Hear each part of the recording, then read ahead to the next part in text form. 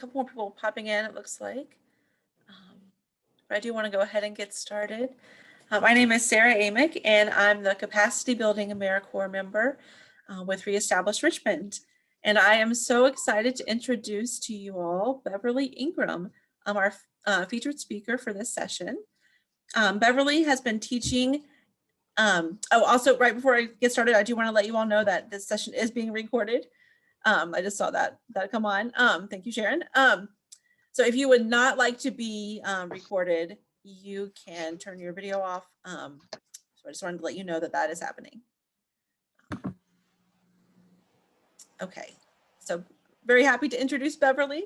Beverly Ingram is our featured speaker for this session. Beverly has been teaching ESL for most of her life. She graduated from the American University in Paris, France. She received a BA in International Affairs and tutored English to help pay her way through school. She lived overseas for 17 years and taught adult and teens at a language school in England. After 17 years of living overseas, she moved back to the US, ran a business for 19 years, and received a Virginia teaching license specializing in ESL. Well, let's talk about that later. While working and raising 2 children.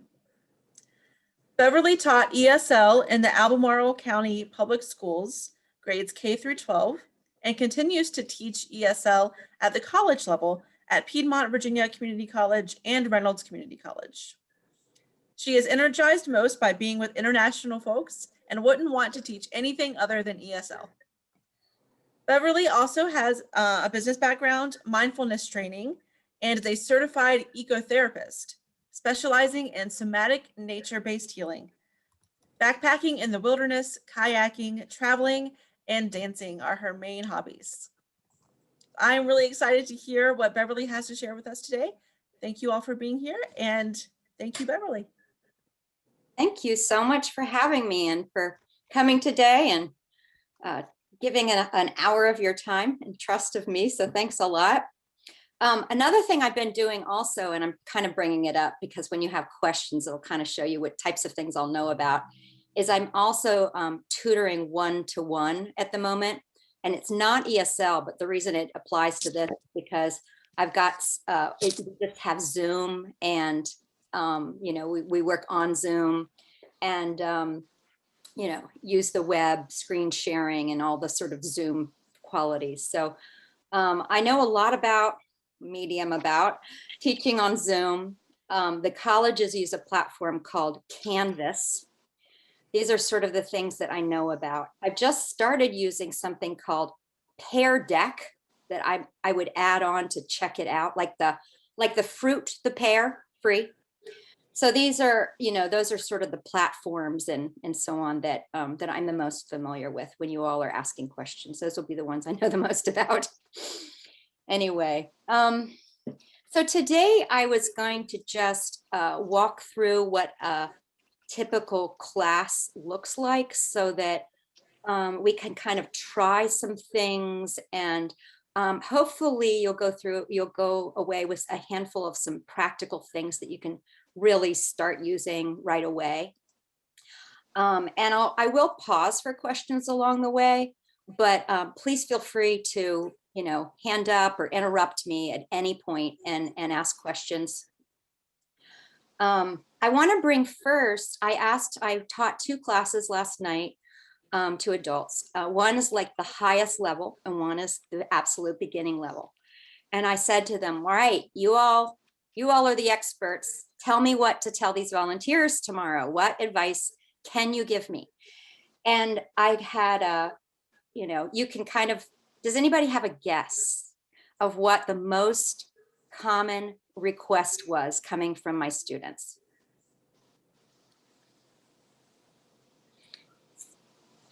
Oh, I see there's a chat. Be patient. Oh, I'm going to put my chat up so I can see. Speak slowly and clearly. And all levels asked this. And they said, tell them to speak slowly and clearly and to use simple words.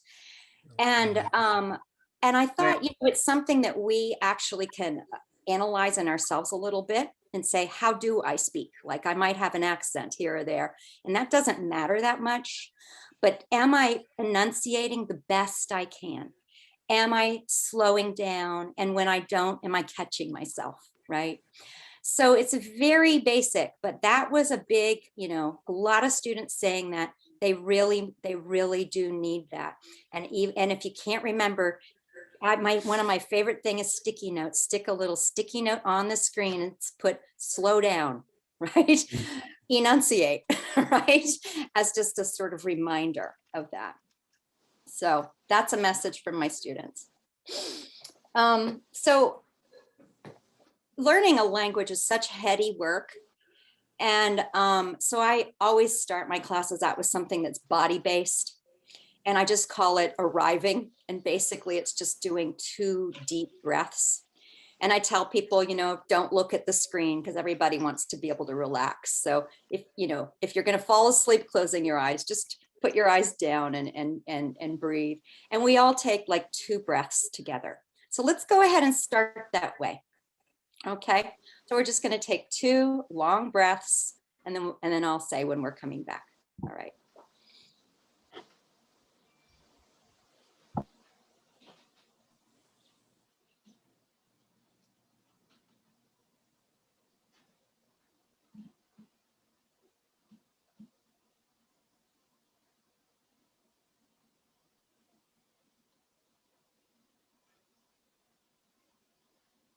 All right, I know we could do that a lot longer because it feels good, but it brings up really good conversation as well, because as everybody here knows, a lot of people are coming in with trauma, and that simple exercise can be quite life-changing if they get in the habit of doing that. So tiny 30-second thing that can really help.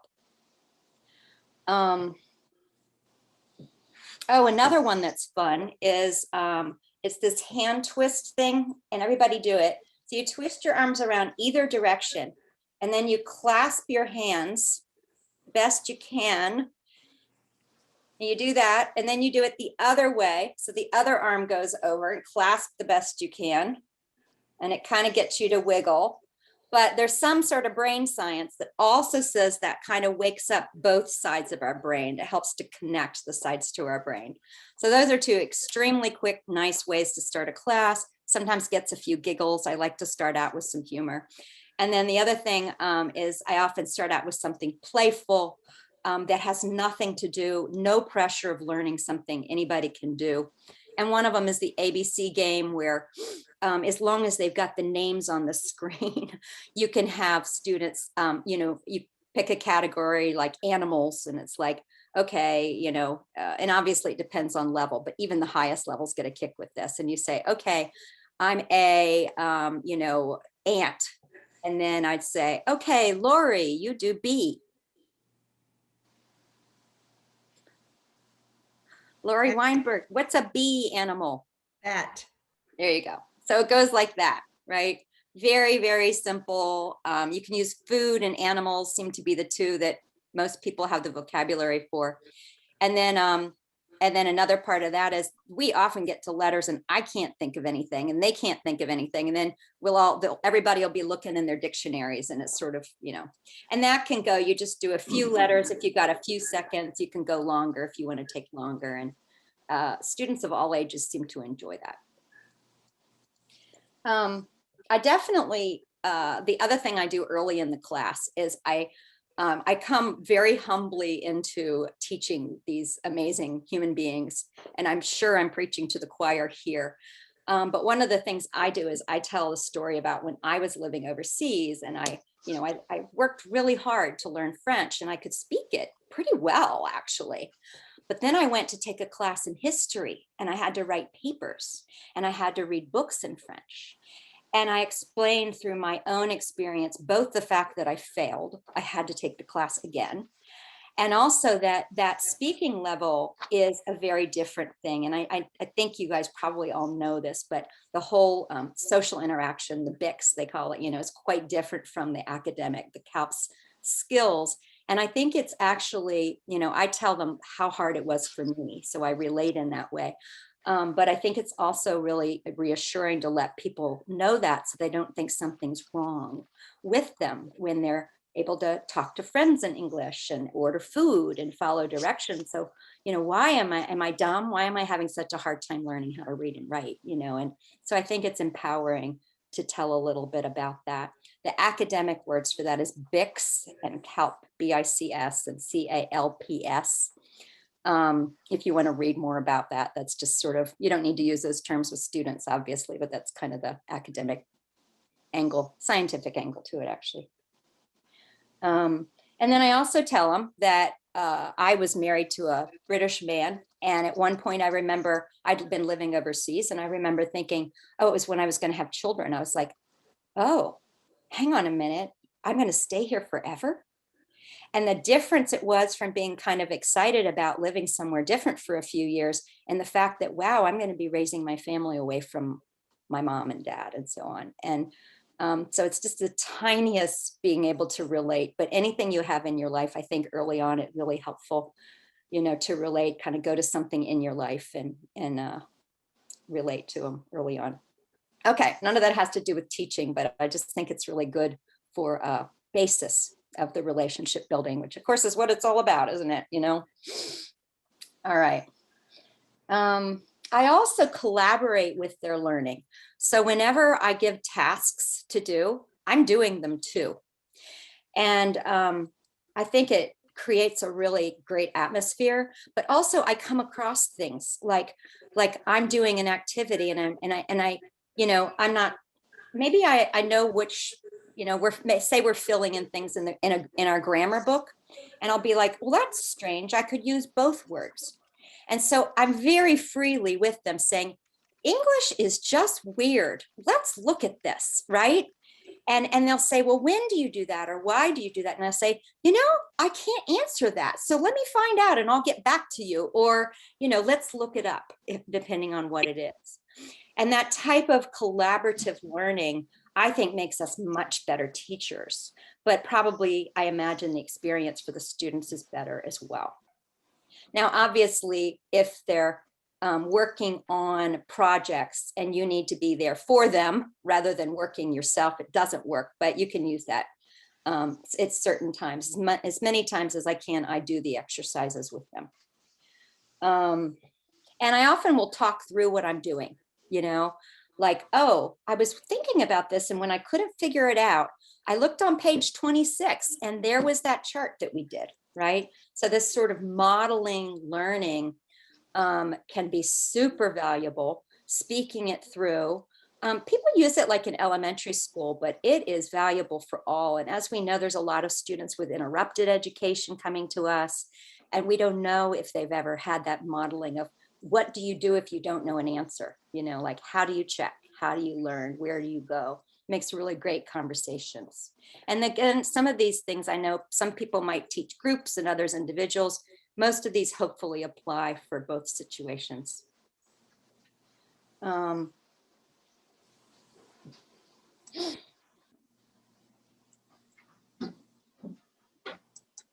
Another activity that you have to teach it first, which is interactive whiteboard. I'm going to show you. Keep in mind that the students have to learn how to use the whiteboard. Oh yeah, I'm going to write those acronyms in. The BICS and CALPS. Somebody was saying, hey, what were those? I'm writing them in now. That's how they're spelled. So the whiteboard's a fun thing to use. And some of you, who's used the whiteboard before? Some people, yeah. The reason it's great, like when you're teaching, sometimes you can use like a Word doc and share the screen, and I'll put that up too. But the problem with that is that the students can't write on it. The good thing about using a Word doc is that you can have something pre-prepared. So, but I'm gonna pull up the whiteboard. So those of you who know how maybe can write on it. So I put share screen. I don't think you can see what I'm doing. And then I put whiteboard and this big, and then I put share. Oh, I already scribbled on my whiteboard. I'm gonna clear it. And then I can either write or I can draw, right? I can stamp. These are your options. So those are probably the 3 tools I use the most on the whiteboard. But the fun thing and the way it's kind of worth teaching students how to use the whiteboard is that you can interact. So if you imagine at the beginning of class, well, there's just a lot of ways. At the beginning of class, you can, depending on the level you're teaching, you're like, draw, you could do a simple thing like draw a picture of, what kind of how you're feeling today. Or you could even give them options and draw your own little things, like or whatever, you can do drawing type things, and have people stamp where they are for the very lower levels. Or you can do text type things like, tell me how you feel today without using the word good, use any word but good or whatever, right? So let's do that. Whoever knows how to write on the whiteboard, go ahead and type up, tell me how you're feeling today. You can't use the words good or bad. You have to use something different, something more interesting. And you could have them do a whole sentence if they're at that level, or just a word. You could give them a word bank, right? You could type words up here if they haven't got much of a vocabulary, and go through it with them,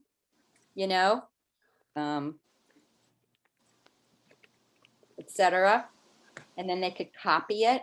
So it's very useful. And the most useful thing is it's interactive. So when you type, we can't see it until you push enter. The people can't see it until the student pushes enter. Once they push enter, we can see it. So is anybody typing? For an example, I can't see. Have we got people who are typing? Yeah, it looks like we got people who are typing. So go on and push enter. And we can you tell us how to activate the whiteboard?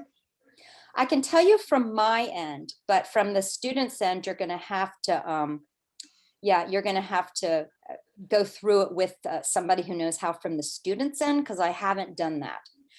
I have directions that I give them and I go through it with them, but there we go.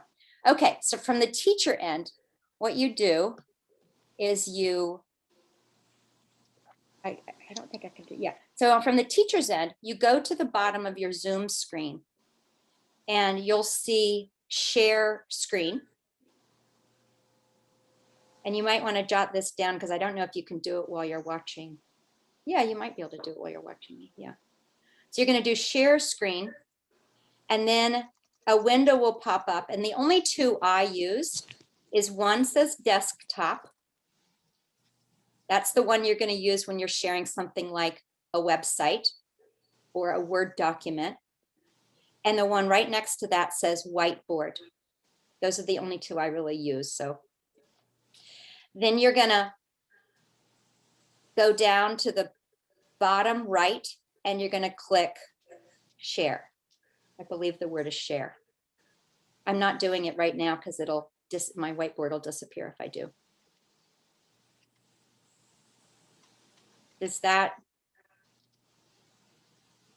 working for it? Am I using the right words to explain that? Is that working for you?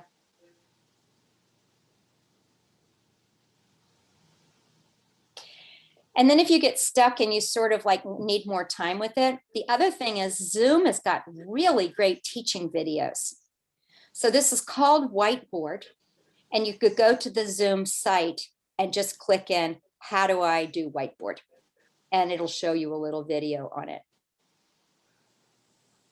Oh, goody. We've got all kinds of fun things going up there. Remember to tell your students that you can't see it until they push enter. So that's one to look into a little more if you haven't yet. Okay. All right, are there, sometimes they'll overlap, but it doesn't matter. It's just sort of for fun. And this can also be used, for a lot. You can kind of get creative about how many different uses this can have. It can be a warm up. It can be, studying for quizzes even.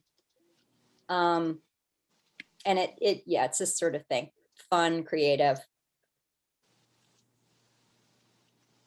And then I can go in and I can also correct things if it's appropriate to do that. Say she spelled here wrong. I might, whoops, I might, you know, write the correct spelling in there so she could see it. Say she spelled it wrong here or something. Yeah. Okay. Can I move on? Everybody's having a lot of fun, but I'm going to move on because I want to have time for questions. All right. So then I push clear all, and I'm going to stop sharing. The other kind of sharing is just sharing your screen. And when you open that up, you can share websites. I'm not going to do that because I want to move on. Okay. After I do some fun warm-ups, I go into the more lecture-based often, you know, the real teaching part of it. In that way, I want to share one of my favorite grammar sites. There are a lot, but one of my favorites I'm finding so useful is called Perfect English Grammar. Has anybody used that one? Yeah, it's really great. It's got visuals for teaching grammar, and it's got both where you have a visual and you have written grammar exercises. And then one of the best things about it, especially if you have a class with multiple people, is that it's got these practices for every piece of grammar you can imagine, broken down, where they actually go on the site. I can show you. They go on the site and they practice, and it shows them whether they're right or wrong. Now, obviously, the ones they get wrong, Hey, Gary, it's you see very out the window, we have some more like viewers. this. This is it. Obviously, the ones that they get wrong, you want to go through and teach, you know, about them. But this is what the website is. I love it. Exercises look like this. You can pretty much pick I know. everything. And they go in and type what they think, right? Whatever it might be. And then they so check. And when it's wrong, they can click show and see the right answer. So I generally teach something, and then often during class, if there's time or for homework, I'll give them these, and each person can be practicing at the same time. And that's what's nice about it. The other thing it has, which I love, and I want to keep moving, but they have these things called infographics. There's just a ton of materials that are good. I don't see the infographics right here, but there's these pictures of grammar called infographics that are fabulous for visual learners. So those are two of my favorite things for teaching.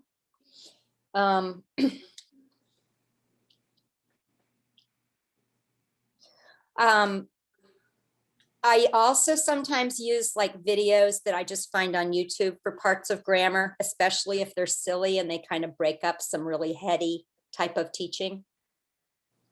You know, there's just so much available online now. Everything I've taught, I've always also had a book and curriculum. It's really important to have a lot of checks for understanding. Oh, thanks. Thanks. Yeah. So I design my classes so I can check for understanding really regularly. And as we all know, or anybody who's taught ESL, the way to do that is not to say, do you understand? That does not work. So the more active you can make this, the better. So every time you teach something new, and it can be writing it on the whiteboard, it can be show me the score from your, you know, let's see the score from your perfect English grammar thing. It can be, of course, verbal. But I think mixing it up and making things interesting is really important to this whole process. I even use the old school where, for example, I noticed last night, my students were really having trouble with the present simple form of knowing like work versus works, you know, that sort of basic thing. So I made these like old school cards, and I put a list of verbs up. And I have each student, you know, I'll put this up and I say, okay, we're using the verb like. She, and I'll call on somebody and they'll say, she likes, you like. So I use some old school stuff like this. And again, I think it's just more interesting to have a mixture of things. Another thing I found really useful is there's always going to be someone in every group who wants to call out every answer, and then the quiet ones who don't get to call out. So I have gone to making these little cards for myself with one student's name on each card. And I start early on so they know I'm not just going to say, so what's the answer? I mean, sometimes that's appropriate, but I want to make sure everybody gets a chance to talk. So I make these cards with everybody's name and I just keep them on one side of my computer. And when we're doing calling out answers, which I do a lot of, so everybody gets a chance to talk, I pick up the student, I call on him, go. Pick up next student, call on them, go. And it really avoids the call out thing. And if they're still doing that, you have to sort of call them out for it. But I find this great. And it also takes the pressure off me trying to remember or trying to rely on the Zoom screen of where I am, because people move around on the Zoom screen. You can't go by that, right? If someone leaves and comes back again, they're in a different place. So those are a couple of kind of old school, I call them, things that I do. Let me see. Breakout rooms, wonderful way to form small groups. Breakout rooms is through Zoom. I won't do them today because I want to have time for questions, but I'm going to tell you, I'm going to highly recommend breakout rooms, and I'm going to tell you how to find them. So if you go now to the bottom of your screen, oh, I don't have breakout rooms. Huh. I think the hosts have the breakout rooms. Okay. When you're a host and you go to the bottom of the screen and you see that chat, share screen, you'll see breakout rooms with a little window looking thing. So what that does, who's used breakout rooms? A few people. Do you love them? I love breakout rooms. Yeah. Breakout rooms give you the opportunity to put students in another Zoom room, and you can choose the number of students and just have random amount of students. So if I had this class, you were my class, and I wanted to have 4 people in a room, and I wouldn't go in a room, I'm in the main room. I would then count how many students I have and put the appropriate number of rooms. And then I can either say just randomly people go in the rooms, they pick, the computer picks, or I can assign rooms. Sometimes when you have a lot of students with the same language, I try to assign rooms where there's mixed languages so that they're not tempted to use their own language in that room when I'm not there. So I'll often be like, you have people who speak different languages in your room. You must speak English, right? Don't be rude, So breakout rooms are wonderful. And the teacher, the host, can visit these rooms. So please experiment with that. Of course, I thought I was going to cover so much today and have time to do that, but please experience that. And then when you go to some of these other talks, probably some of the speakers will be using breakout rooms, is my guess. But they're a fantastic way to have students have a lot of speaking practice. Now, I've noticed that the task that I give in the rooms has to be quite simple, and I want them to come, and I require them to come back to the group having accomplished something. So for example, with this group, I might be using these little groupings with you all, and I'd say, okay, you're going to go into a breakout room with 3 other people. You need to find one thing that all of you have in common. So it could be a kind of food you like. It could be how many people in your family. It could be, one letter of your name that everybody has the same letter in their name. And I'm going to give you 5 minutes, and then you send them to a room. Another piece that I've been doing with that I think is really useful is I have a host and a reporter. So the host, and these I assign, and I teach them about it. We practice in the main thing. We always practice everything in the main room. And then they assign, the host is in charge of keeping time to make sure everyone gets to talk. And the reporter is in charge of writing a 1-sentence summary or speaking it, depending on what level, and reporting back to the group when they come back. And that way they're kind of accountable for what goes on in the room. Okay. Another great tool. Let me see.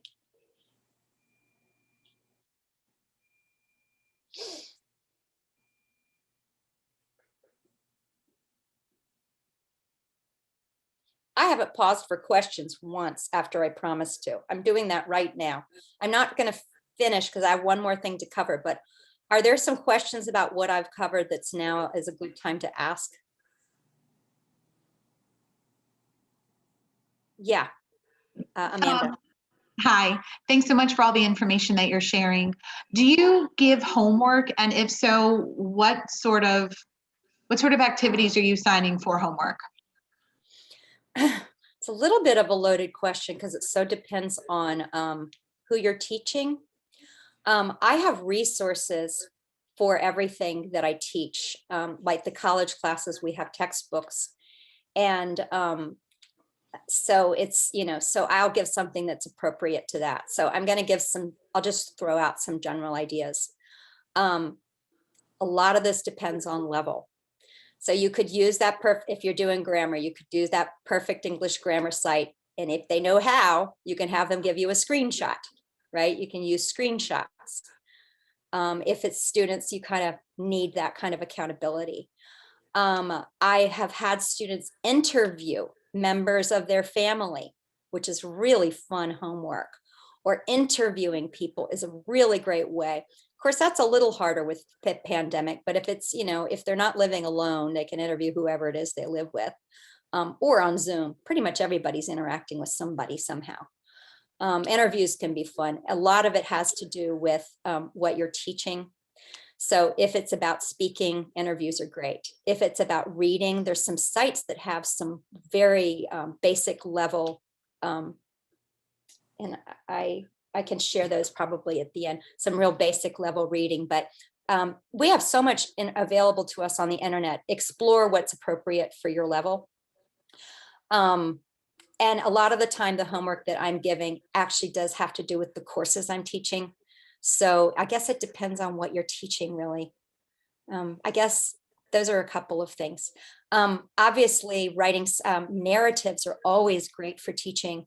For one thing, they're super interesting. I mean, as the teacher, they're so fun to read. But anytime you can have them talk about their own life, talking about themselves is great. But I also think I think just as all of us humans, if they're describing someone else, you can also get a lot of great information because sometimes people are a little embarrassed to talk too much about themselves. Sometimes for me, the narratives have to come later in the semester because they need to trust me with their story if they know I'm reading it, right?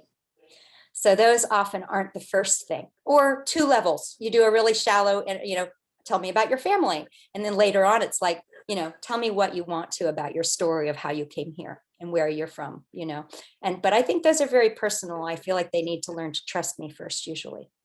Yeah. Anybody using Canvas? Yeah, Canvas is a paid site that's used with colleges, so I won't go into that. I don't know what else has discussion boards, but there's this thing on Canvas called discussion boards where it's kind of like talking. So you write and everybody can see this board. You write something and then someone else writes a response. If you have access to that, journaling, somebody wrote. Yeah, journaling's great. Journaling's also good because you can say, I'm not going to make you share anything you don't want to share, but write lots of personal things and then pick something to share, right? So thanks for the ideas. People are talking about showing pictures of the family and talking about the family. Oh, this is great. I got a little stuck on that question. Thank you, guys. Okay. There's some very good advice in the chat. So there's a little thing on the bottom that says save chat. On the very bottom of the chat, there's these three little dots and it says save chat. So at the end of this, you can push that and you'll have all these wonderful comments from people with links and okay. And people are writing some really informative things. Yeah. So, okay. Did someone else have a question? Comment? We'll have time for discussion. I'm going to go a couple more minutes and then we'll just talk. Let's see what else in here. I always plan too much. It's one of my not best traits. Oh, another thing, and this of course has to do more with groups, but pretty early on, I assess people in my class to be helpers. So I'll often have someone to be the chat monitor. I can't teach myself. I'm not the best multitasker. I'll have a chat monitor and I'll have them, answer, and then I'll seek out anybody who knows about technology. I'm actually pretty okay with technology, but it's hard to juggle a lot of things at the same time. So I'll ask people their level of technology and who's willing to help people out. And I'll have my tech people. If you're lucky, you'll have some tech people there to help. And then I also kind of seek out who are very diplomatic or pretty good at speaking, and put those people, and I don't necessarily tell them that I'm picking them as leaders, but I'll just have them lead a breakout room. For example, somebody who's very diplomatic, somebody who's, very giving will be the person to keep time. And someone who is often distracted, I'll have them be the reporter, so they have to come back with information. So I think having helpers, and I mean, I genuinely appreciate helpers, and it makes them also more engaged. Obviously, we're all more engaged when we have a job, right? Yeah. Oh, games, last minute. Games are the funnest thing about teaching ESL. Games are the funnest things in life. So here are some of my favorite games. I have again, old school book. Some of these games I can adapt to the internet. I love this game book. There's your author.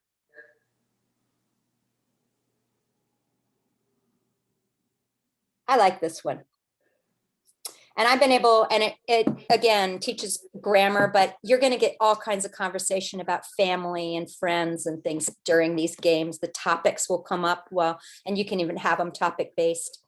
And another one of my favorite games is called Alibi. Has anybody ever played Alibi? Oh, it's such a fun game. My students get so into it. So Alibi is kind of like a murder mystery game, like, it's like a murder mystery where people have to solve a crime. I usually make it robbing a bank because people are coming in with a lot of trauma and I don't want to do anything that's going to trigger that. So robbing a bank, fun, right? So I robbed a bank, and so you say, so look it up because I don't want to spend a lot of time on the rules, but it gets the students really engaged, and it practices past tense. So you can have them practice the simple past tense if that's what you're on. And it's because they're telling their alibis. They're trying to not get caught for the murder. And they all have to be very, they have to talk to each other and get their stories straight in breakout rooms. And then you have an inspector of police go in and ask them questions. And it's really fun.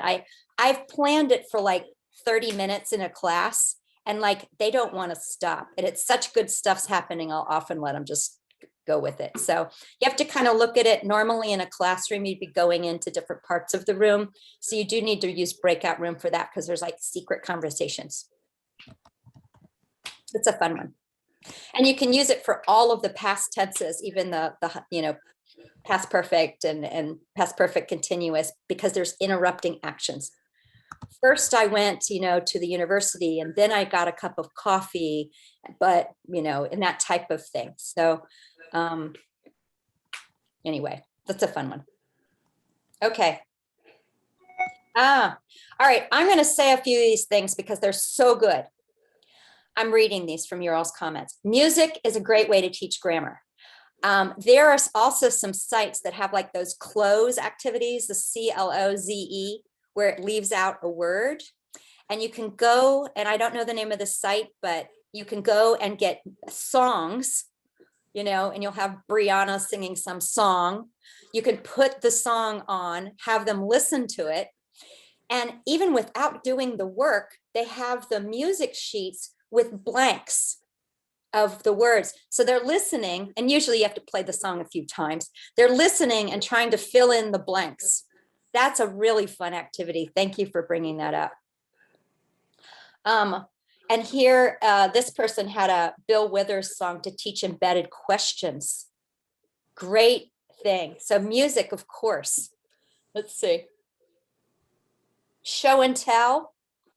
I have a lot of students in my class, but I decided each student, and we have so much to cover because it's the one I'm teaching is like a college class. So, you know, we have like this curriculum that we have to get through, but I'm going to have one student show a picture or on their phone and tell a little bit about somebody that they want to tell about each class. And they've just got a couple of minutes to do it, but that can even be like this on a phone, right? Show and tell is a great one. Lots of pictures of family, journaling.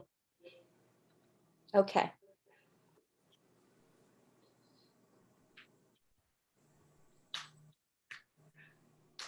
I think that's as far as I want to go because I want to at least have this much time for talking. So there's two things. One is questions for each other, not necessarily for me. And the other thing is if you have things you love and ideas you want to share that are kind of along the same lines as what we've been talking about today. So let's really use this time. And who would like to ask a question or share? I'm going to get off chat so I can see everybody. Okay.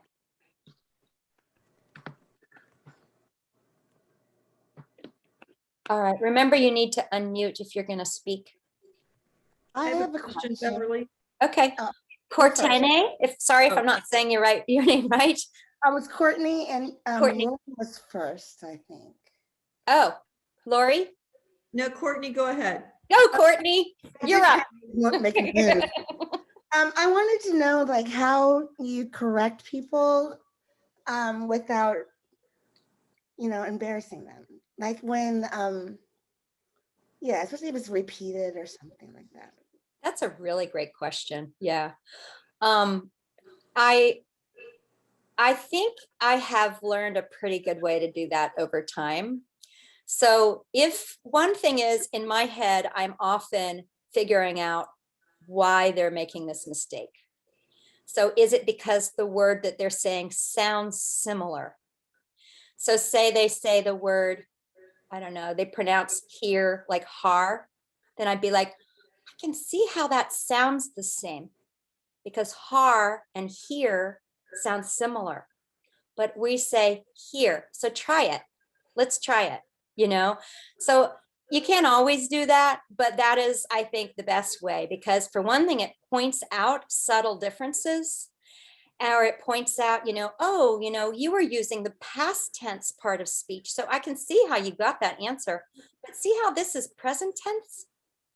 So I think if you can do that on the spot, it's a great way to do it. It's respectful because you're showing them, yeah, you did something and I can see how it seemed that way. Yeah, But in this case, it's this way. Yeah. I get So I- like modeling the other language. It'll Yeah. be like exactly perfect in Spanish, the way they're setting it out. So I guess I need to explain that I see it, like that is how it's done in Spanish. Yeah. English, it is this way. That's Okay. a great Thank way you to very do it. much. Yeah. So, Yeah. Sure, you can see like exactly the structure Yeah. of the language a lot of times. And then I try to also circle back because there's probably always a little bit embarrassment when we do something wrong because we're humans.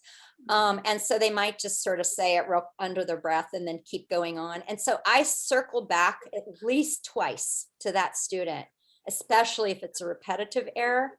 And I just say, and I give them an opportunity to do it again later on in class, that type of thing. I don't pull them aside, but I try to come up with some way that they're repeating it correctly at least a couple of times so that it's getting, deeper into the brain. Or sometimes I'll even say, yeah, if we do this a few times, it gets deeper into the brain, and just even say it, So sometimes it's very explicit as well. Yeah. Thank you. And with adults, I sometimes say, we're all adults. Like it takes us a little while to make new habits. So let's try this a couple of times, Thank you. That was great.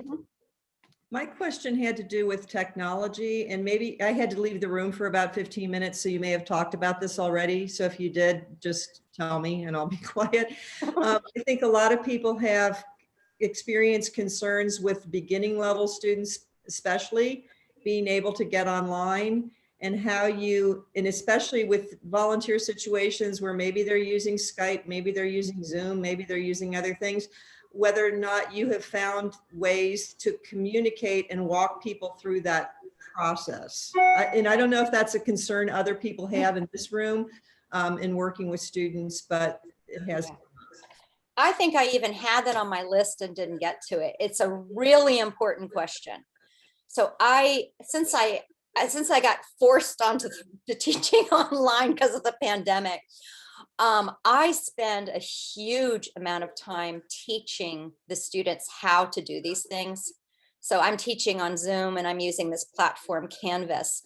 And every time, like good teachers do, I will have a lot of time and preparation before I teach anything to show them and then practice how to do everything. So I would use my screen share option and walk them through, write instructions, show them over and over, and then have them do it. So for example, I don't know how to do it on here, but I would do a screen share if I was showing them how to go to a site, and I would model it and then do it a couple of times and then have a task. See, when I'm teaching on Canvas, we have a way to turn in assignments and people don't have that option here. So I'm trying to figure out how to explain it if you don't have that option. But each student definitely needs to have a task to sort of prove that they know how to do it rather than just saying, I know how. I have shown the little teaching videos as a group too. You can share your screen and show teaching videos that are available. Check them out, find the simplest one on YouTube. I've shown some. And the colleges have these Zoom lessons. And if you watch the videos together, that can be better than trying to talk them through if you're not able to model it. Does anybody else have ideas on that? Most of the teaching with technology I've done through the college level, and we have this platform called Canvas where you can practice submitting papers and you can practice going on discussion board. So most of my teaching of technology, I've had that platform. So I'd love to hear from those of you who have taught technology to beginners just using Zoom. I haven't really had to do that other than the whiteboard and where Breakout Room is. The only thing I can say on that one is model it, show it, teach it, and then immediately assign a task that they have to kind of prove that they know how before moving to the next thing, and take plenty of time because no class online is going to be great if people are having technology problems. Does anybody have a better answer to that? My answer wasn't great. I've been very successful doing it using Canvas, but I haven't had much experience in teaching it just on Zoom. Anybody? I've got all these people who are way younger than me. Surely you guys are like really great at this kind of stuff. All right, if you think of things, please interrupt or put it in chat. I think it's really an important question, and most of my experience isn't just through Zoom. Sorry. Okay, others?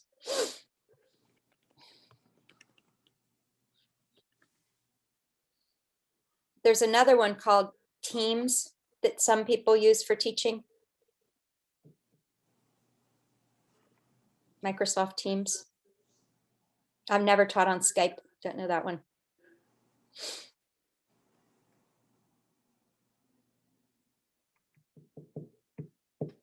All right, so either questions or shares. Shares meaning if you had one thing to tell this group of things that you know, that have been successful for you, that have helped your students or helped you as a student, what would it be? Beverly, can you talk a little bit about sort of timeline and landmarks, mile markers for learning a language? I think a lot of volunteers come into it and the progress you expect to see week to week, lesson to lesson, when it's so protracted, it can feel a little intimidating or like you aren't doing a good job, and how that's not the case. Absolutely. Yeah. Yeah. I guess I would start with the concept that there's 4 different distinct areas. It's very, you all know these, but it's really important, I think, to think because you've got your speaking, your reading, your writing, you're listening, you're speaking, you're reading, you're writing. And the piece of this that helps me too is that the listening and the reading are receptive skills, right? So the students, they're receiving and learning how to listen. They're reading and they're receiving information. So if you kind of think of those as receiving information, those often move a little faster than the other 2, which is the speaking. Like you have to understand listening before you can speak, right? That's producing the speaking. And then writing is producing. So the listening, speaking kind of go together, and the reading and writing kind of go together. And if you kind of remember that some are receptive, they're probably going to go a little faster. And then the speaking and the writing are going to go they're going to be, a little later. That's a good start. And I definitely have seen, like, especially teaching online, sometimes I feel like things go really slowly as well. I feel discouraged, but I think that engaging students in producing what they can during a class can really help, and also pointing out to them, what progress they've made by having markers, like at the beginning, having a little, a little list of some of you can, I often make notes on each student about where they are in their speaking early on, where they are. It depends what I'm teaching, but where they are in whatever area I'm working on. I do a lot with writing. So I have them write, and then I keep those and I actually bring them back to the student. And I mean, it helps me see they're making progress, but progress in these areas is slow. And I definitely have found that teaching virtually, we don't get through as much as we did face to face. I mean, it's so obvious. Like if you look at how much of our learning is body language, it's an enormous percentage. We've got like this little tiny piece of it, but not very much on screens. But yeah, I'm trying to remember, I had to learn all this when I was doing my ESL studies, but the timeline for learning of language, and again, if you look at those BICS and CAPS I was talking about before, the BICS skills, which are the interpersonal skills, they come very, within 6 months to a year, people have usually got those down pretty well. And this is all, of course, by levels. I'm talking about being able to have a social conversation with someone, being able to maybe understand directions, that type of thing. And again, it depends on age. I was working in the elementary school, the timeline's, different often for little ones. And then the reading and writing are much longer term skills. It takes a really long time to learn those productive skills. And if you don't have your listening, which goes with the speaking, and you don't have your reading, which goes with the writing, really solid, those have got to be pretty good before you're able to start producing well. Yeah. So the timeline for, I don't know, the information I remember is from a while ago, but 8 years is sort of popping into my mind of how long it takes to catch up to the native speakers. But a lot of that research is based on what one of the biggest factors is what their first language, how solid they are in their first language. So those who've had interrupted education the timeline's going to be completely different for someone. If someone's got all 4 of those skills really well in Dari or Arabic or any Spanish or any language, their English is going to come faster, even if it's different letters, because they have the skills of how to learn a language embedded very deeply. Beverly, while you were talking about some of the interactive exercises, I just did a Google search, grammar games for English. And some of the sites that came up, while free, were clearly designed to be used by children. Have you run into any issues with a very childlike looking game getting in the way of using something like that with a student? I don't tend to use the really childish looking games for my adults. It might be fine. This is just me, but I'm always kind of afraid to put sort of like, I don't know. I keep searching until I find something that doesn't look childlike myself. Yeah. I mean, obviously, if there aren't visuals, any game can be made for any age, pretty much. But if you've got picture visuals, I don't tend to use the childish things. And then you have the language in there, like, you know, there's childish language about playing with toys and that kind of thing. And I do tend to not use that with adults or teenagers. That's even worse. All right. You could use childish thing with an adult any day before you could with a teenager. We've got some great comments coming in the chat too. Yeah, that's me. Other people might have a different view on that. Finding lower level reading with the that's another piece that's really important, I think, to the learning piece that we were talking about, the timeline. Finding lower level reading at high level concepts. Like when you have adults, they're like us, right? They have high level concepts and high level ways of thinking. And then you're trying to find low level readings. It takes some searching to do that. The sources I have mostly been hard copy sources, and I don't have any things to offer on that. And if you all do, you're welcome to, but it takes some looking to find easy level reading with the concepts for a higher level thinking person. And I think it's worth the search, actually. And I always encourage every student to continue that rich language that's their first language into, not just for cultural reasons, which is just as important, but our brains can learn 2 languages at the same time. And this is another thing that I found working in. Our brains can learn 2 languages. And it's best if we use all of one language at one time or with certain people with our brains and not mix the 2 languages. That's actually one of the hardest things, the Spanglish kind of thing. I mean, it's very natural, but that actually makes learning a language more difficult. So encourage your people to continue enriching their first languages. Many of them have more than one. Reading in it, writing in it, encouraging that, even if they're writing a paper, do research in that, but you also have to find an English one, right? And then encourage that dual learning. And it's not just it's great to get a job, but it's great to keep your culture. It also actually helps your English improve, to be improving your richness and level of your first languages.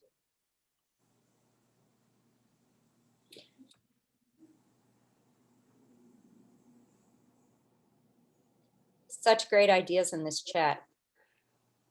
Don't miss it. Creating language stories with the student is good, high interest and low reading. Excellent. Yeah. There we go. So N. Riddlemoser, who's that? Suggested creating language experience stories with your student. High interest, low level reading. It's a great one. Teen magazines, that's fun. I haven't used magazines. What a great idea. New York City Library has some good free ESOL sites that work well with adults. Using arts or craft projects such as origami. These are not mine. These are suggestions from you all.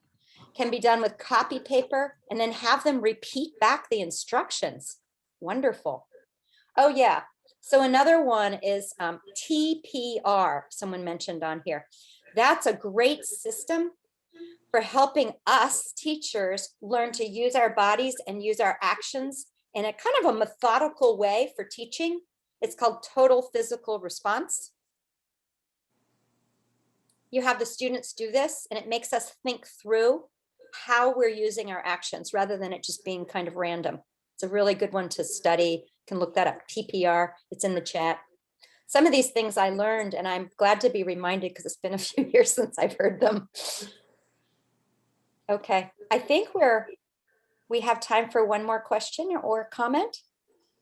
And then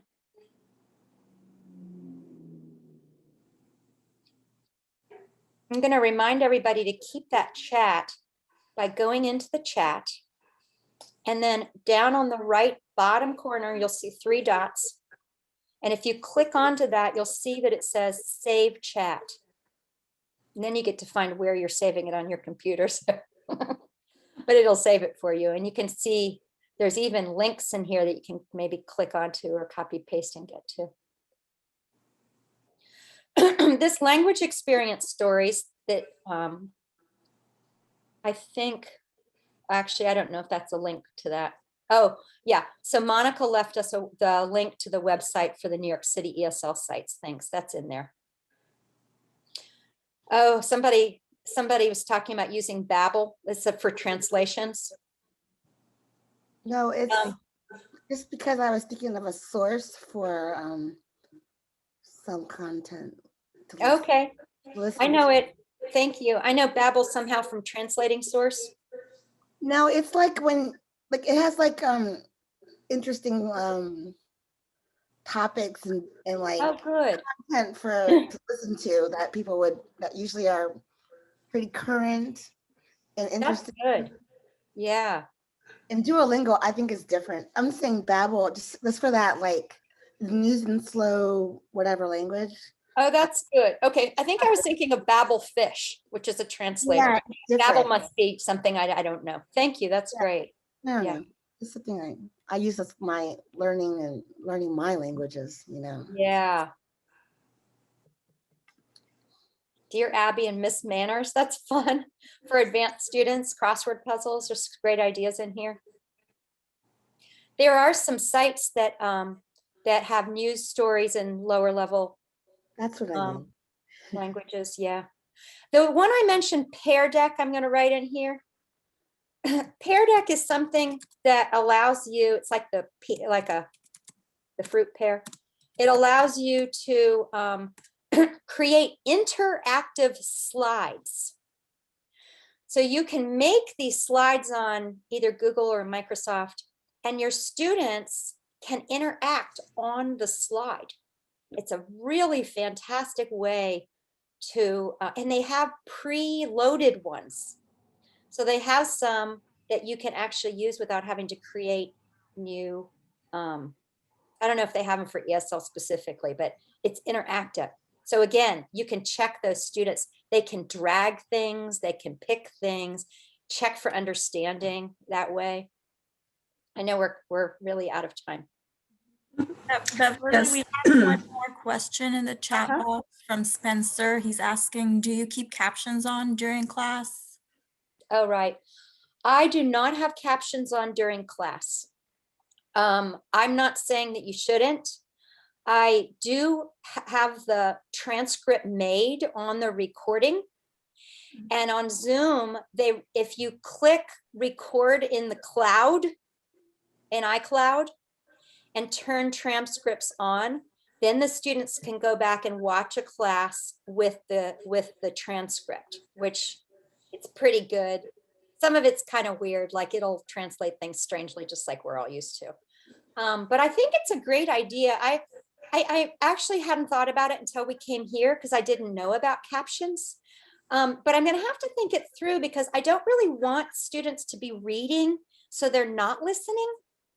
So I think you have to kind of be very deliberate about when you want them to be reading and also what level they're at. Like if they're really not going to get it just from hearing you speak. But it is awfully very tempting to just read and kind of not listen. So I'd be a little careful with that. So I think you just have to think through your students, what your purpose is. And then obviously, if you've got hard of hearing students, you need that, right? It's a no-brainer. But I would use them carefully and thoughtfully. Strategically, yeah. Yeah. The Zoom you can record, by the way, and they will transcript you. So they can rewatch anything you record with transcripts.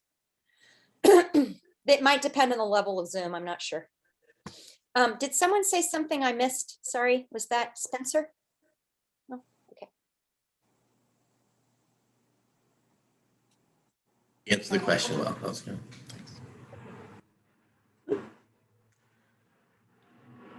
We are out of time, so I'll go ahead and wrap up. But thank you so much. These are amazing resources, wonderful tips, a lot of great information here. So thank you so much, Beverly. And thank you for everyone for participating and asking questions and I like people giving are us doing additional this. I like it. resources. Yeah. Yes, thank you so much. And just as a reminder, the links to the chat will be shared as well as the recording and the transcript at the end of the summit. Oh, good.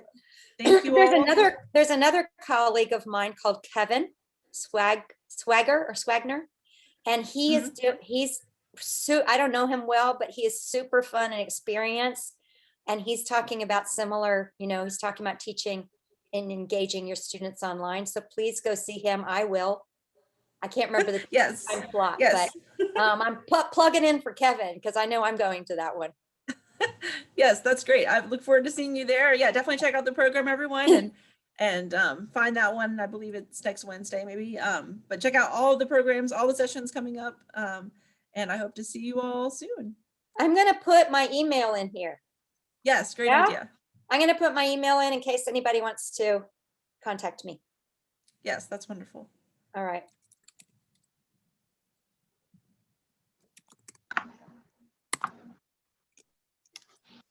Yes, Kevin's session is Wednesday at 5 p.m. Right. There you go. All right, this is sort of my, not my school one, it's sort of my personal but businessy one, so I will not miss it.